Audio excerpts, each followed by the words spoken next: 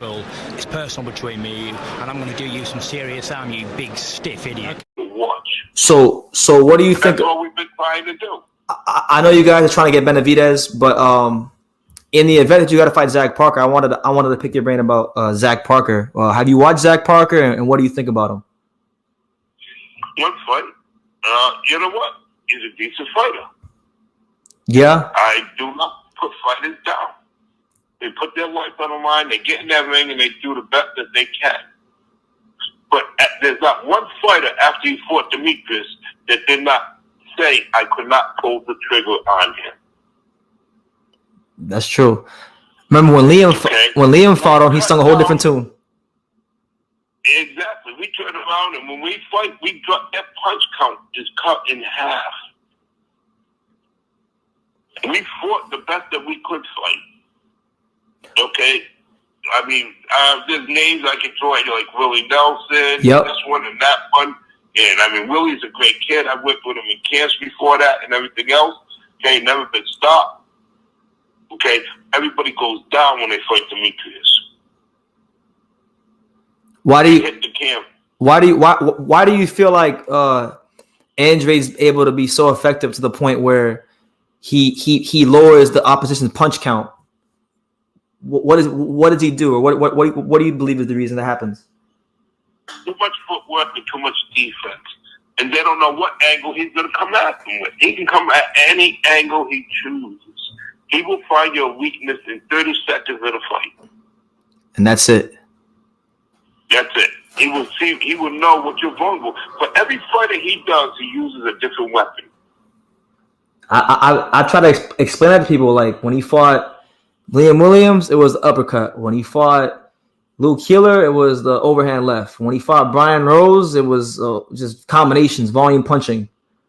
You know, so right. If we break you down, we find your weakness quick. But if you ask the real boxers in the boxing world, you ask any of them, they say, don't mess with Boo Boo. Keith Durbin, Danny Jacobs, Caleb Plant, everybody. They say you can't, you're not messing with Boo Boo. That's because they've all been in the ring with him. That would explain why. I mean, I'm sure Canelo's gotten word because I know Rashidi Ellis spars with Canelo, and you guys know him really well. So maybe Rashidi's told Canelo that, hey, don't mess with Boo Boo. That's a bad look. Exactly. Because Rashidi's fast as hell, and he's our boy. Love him, Alex. I mean, he's our boy. And guess what? Rashidi should have had a world title. Rashidi's sitting there with Oscar, who's just messing with his career, who should have had a world title fight years ago. It's one of the best welterweights out there. Man, it's unfortunate what they're doing to him, you know? He just beat a guy. He beat his last fight, the kid he beat, Alexis Rocha. He lost to Rashidi, and he's had like 2 fights since then. Rashidi hasn't fought since that fight. It's ridiculous. Well, I don't know why Oscar even saw. You know what? Oscar, I think, felt like he signed him to bring him up a little bit and use him as an opponent for one of his Mexican fights. I mean, because when he fought Gomez, he wasn't expected to beat Gomez. He destroyed Gomez, but Oscar never built this guy up. Never. And it's funny you say that because I think they're using him to try to prop up. They're going to try to use him as an opponent for Virgil Ortiz in the future. Well, I hope their contract's over with so Rashidi can go with someone that really can put him where he deserves to be. The guy works hard for everybody, destroys everybody. Okay? And I'm sorry, if you're not Mexican, Oscar's not building you up. Just like Gomez goes, oh, he's doing an interview. You don't have to make an offer to number one when the number one keeps refusing to fight you. He was asked 3 times by the WBO, you're going to exercise your number one option? No, not now. Not now. No, I'm not ready. I'm not ready. Yo, we moved up from 54 to middleweight. Boom. Before anybody you put in front of us. We can't pick and choose our fights. Triple T can fight a lesser opponent and get millions of dollars. Canelo can. And then as soon as we're fighting somebody that doesn't work for us, like Jaravet and the other guys, we're criticized. It is what it is, man. It's kind of kind of reminds me back in the day when Marvin Hagler had to beat all these contenders before he really got his big fights and got his just due. It's like a similar situation. But it doesn't even matter if you have a big fight or not because when you're avoided, you're avoided. Today's day is avoid the fighters that you can't beat and become a superstar with the fighters you can beat.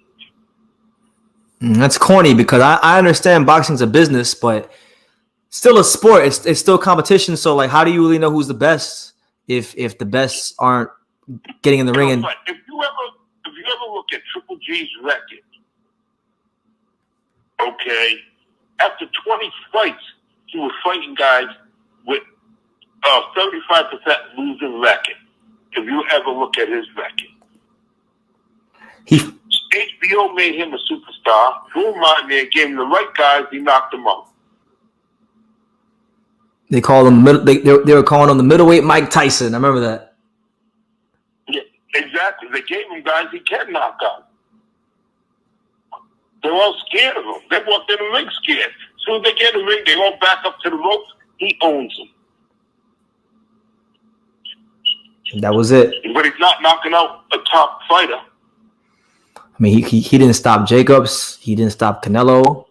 He didn't stop none of them guys. The only top fighter he knocked out really was a welterweight when Kell Brooks stepped up. That was it. Other than that, exactly. No, if you go back, hey, Canelo did the same thing. They don't want to see that shit. Okay, up until Boston Trout, he fought all blown up 147s. Hey, I give the guy credit. He's making a ton of money. I give him credit. He's a Mexican Mayweather. But they didn't want another black Mayweather. Okay? And I give him credit for the amount of money he made and everything else. But he's greedy.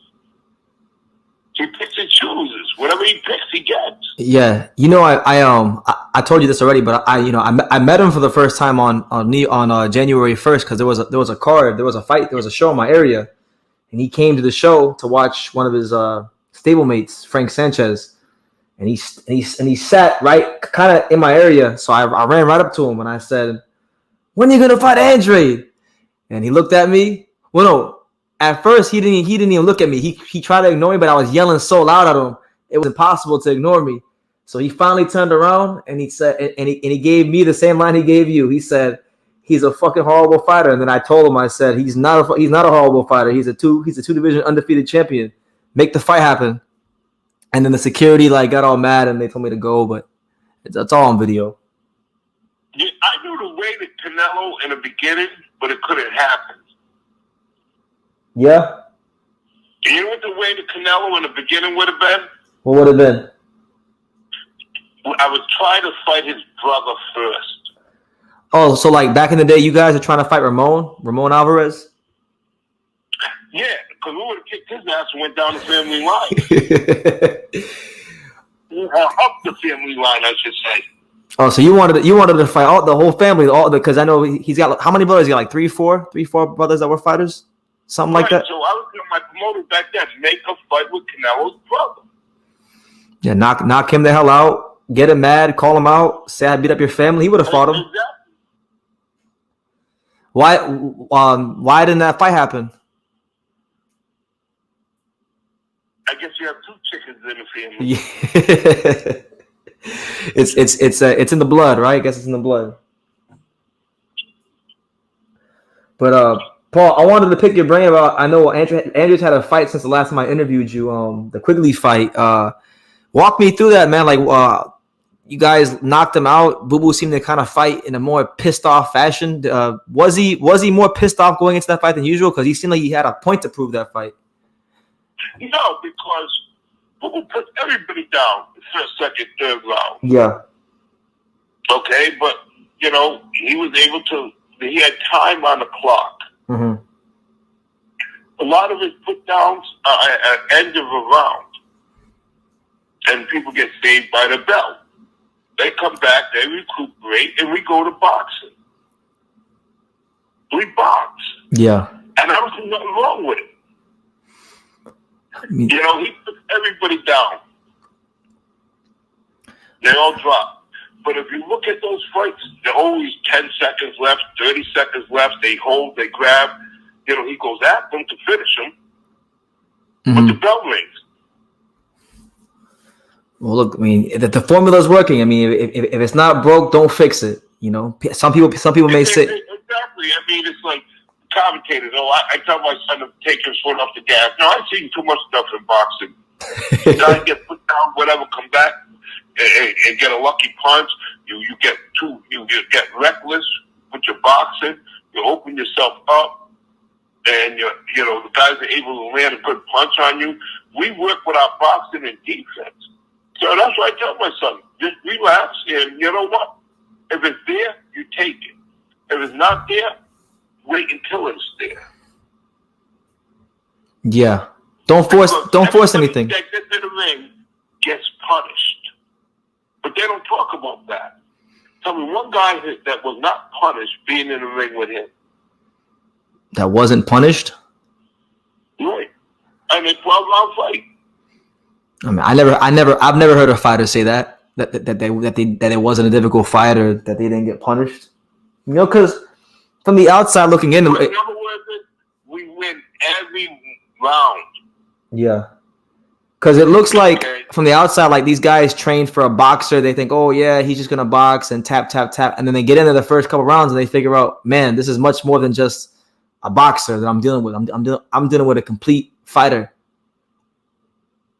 Right, but if he wants his fight, tell me that output is cut in half.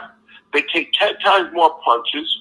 Let's add up all his 12-round fights or 10-round fights, right? How many rounds has he lost? In his entire career?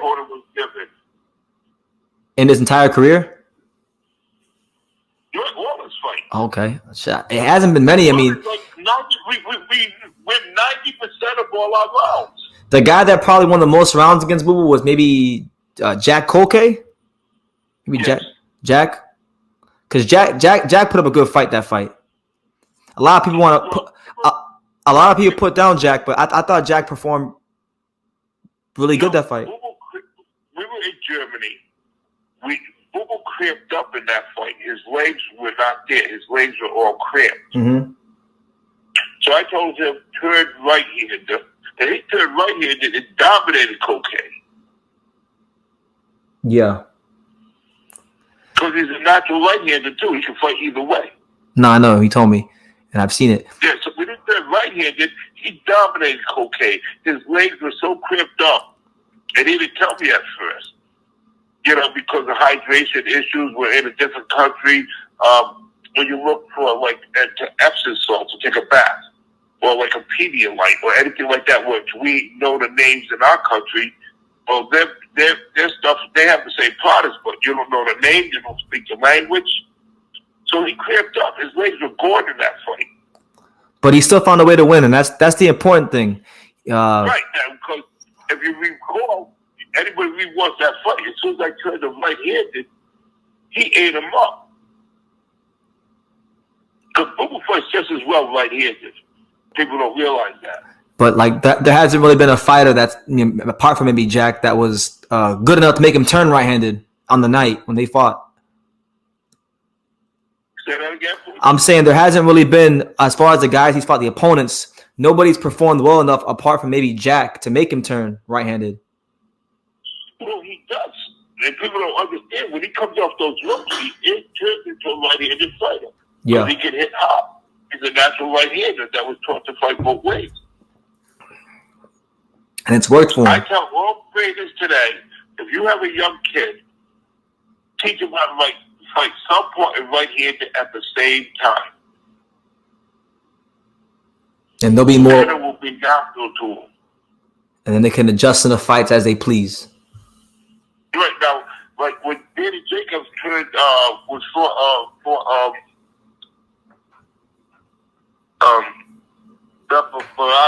what's his name? Demetrius? Yeah, Demetrius. Danny's not a good southpaw fighter, but he turned southpaw on Demetrius. Demetrius was lost. I remember that. He was lost. was sitting with Lou DiBella and my promoter, and I said, Lou, if he wins, I'll tell you what, let's do a fight. You know, if he loses, you make this agreement, let's fight for the title. If he loses, we'll give him a title fight. Lou says, no, I don't want to do that. We're going to keep Milk our title. I said, okay. Well, he lost to Danny, and he never got a title fight with us. I said, my promoter's right there. Let's just do this. Yeah. Demchenko didn't know which way to turn with Danny Jacobs dressed up for, and them two were sparring partners. That's crazy. Yeah, I remember that. And it's probably Danny's best win. I think that was the best win of his career. Well, it went back and forth. They hurt each other. And Danny was able to hurt him more, and that's what won the fight. No, absolutely. But Paul, I don't want to hold you up too much longer because I know it's kind of late. But any message to the boxing world about what you guys got going on? Any last final statement you want to make before I end the interview? All I can say is there's only two fighters that control boxing, and one is Canelo. Part of it, another one is Triple G. We do what our promoters tell us to do. The promoters do what they tell them to do. So the promoter says, this is what I want. If the promoter doesn't agree with him, they tell the promoter, goodbye. You ain't got a job with me no more. Yeah, you got to follow the orders. And Canelo's in charge. So yeah, we can't go around asking for the fight. Triple G's in charge of his promotion. Well, they're gonna fight each other. I don't know if you heard the news. They're gonna fight each other again, supposedly. Supposedly, I don't know how they're gonna make this weight. No, because it's not confirmed. You never know. You always hear things, but like a bunch of reports came out today saying that Canelo is gonna sign a 2-fight deal with the Zone for about $85 million. He's gonna fight Demetrius Bivol first at 175 in May, and then he's gonna fight Triple G in September. And yeah, I don't know if you heard the news. Yeah, but put it this way: so Triple G's gonna sit out his ass for 2 years. He's gonna ask for that cheap tune-up fight. So we told the Zone told them, well, Andrade's a tune-up fight. Triple G said, no, I'm good. I'll sit on my ass. That's what he's been doing, just waiting for the Canelo stimulus check, and he's gonna get paid very, very well. I mean, they're making millions of dollars picking who they're gonna fight. Huh? And they're being selective. Yeah. Canelo won the fighting sparring partner. Come on. Who are you talking about? The guy he had his sparring with his camp, and they refused the guy his last fight. They didn't want to take him. Last guy. I know he fought Yildirim. That was a sparring partner, but I'm not sure the other one. No, he had the other guy in camp, and they didn't want to take the guy. I can't think of his name right now. Okay. But it's not important. It doesn't matter. I'm not here to bash anybody. Yeah. I'm here to allow us to attempt to get a piece of a pie. And let us fight. That's all. We win, we win. We lose, we lose. But you have to have opportunity to just play the game. No, absolutely. Because in other sports, like we got the Super Bowl coming up. You get to see the two best teams play each other because they earn the right to be there. You guys have earned your seat at the table, but it just seems like, for whatever the case may be, that the boxing game wants to try to shadow ban you guys or blackball you guys for being too good, which is ridiculous. Because you should want to fight top fighters. This is the era of the duck. Mm-hmm. That's the new norm in boxing. Stay in your lane. Fight guys you can beat. And don't take the guys who are dangerous. Yeah. I mean, how could you call us out? If you're a horrible fighter, then shut us up, whip my ass, and send us home. That's it. And then you don't got to hear from Demetrius and Paul Andrade ever again. And it's that simple. Exactly, because isn't that how it's normally done? How are you going to call somebody, I don't want to fight him because he's a horrible fighter? Well, I can list fighters that were nowhere near Boo Boo's resume that he fought. Mm-hmm. So how is the horrible fighter? What's so horrible about it? Nothing. Because he can't be figured out. You might watch him, you can watch videos. You don't know what guy's gonna show up in that ring. And he makes sure he controls that fight at all times. He controls it. Move it to the left, move it to the right, move it forward, move it back. Sometimes he'll stalk you, sometimes he'll go back, sometimes he'll go left, right. His IQ in boxing is very high. He'll find a way to beat you. And they don't like that. So it is what it is. The walls are closing in. You know, eventually, whether it's Canelo, Benavidez, Charlo, whomever it is, they're going to have to fight Demetrius Andrade. And we're going to continue. Right. Now, all these haters up there tell us we're ducking. Yeah. How come they're not saying, wait a minute, you're ducking Jelleback. And you're willing to fight Benavidez? How can they make sense in their mind of that? So, in other words, they're saying Jelleback is a better fighter than Benavidez. No, absolutely not. That's what they're saying, though. No, they are saying that. When they send that message out, you're saying Jelleback is a better fighter than Benavidez. It's questionable. Like, I like Johnny Beck, but it's questionable if Johnny Beck's even better than Zach Parker because they both have one common opponent.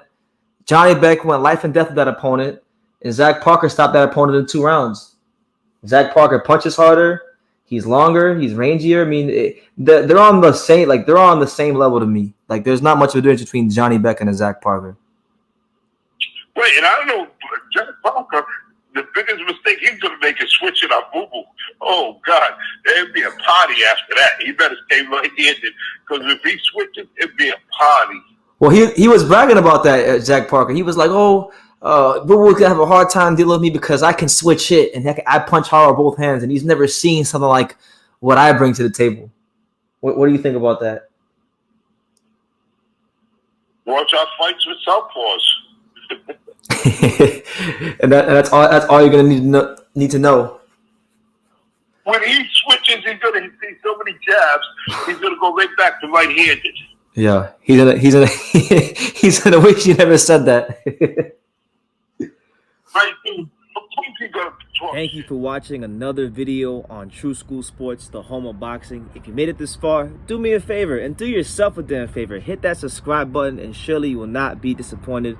You know, True School Sports bringing you the latest and greatest, the untouchable, boxing content, interviews, news videos, breakdowns, live fight reaction extravaganza. We've got a great community of people here, boxing fans all over the world, from America to the UK to Australia and on and on and on. So join the empire today. Hit that subscribe button. Take care and God bless.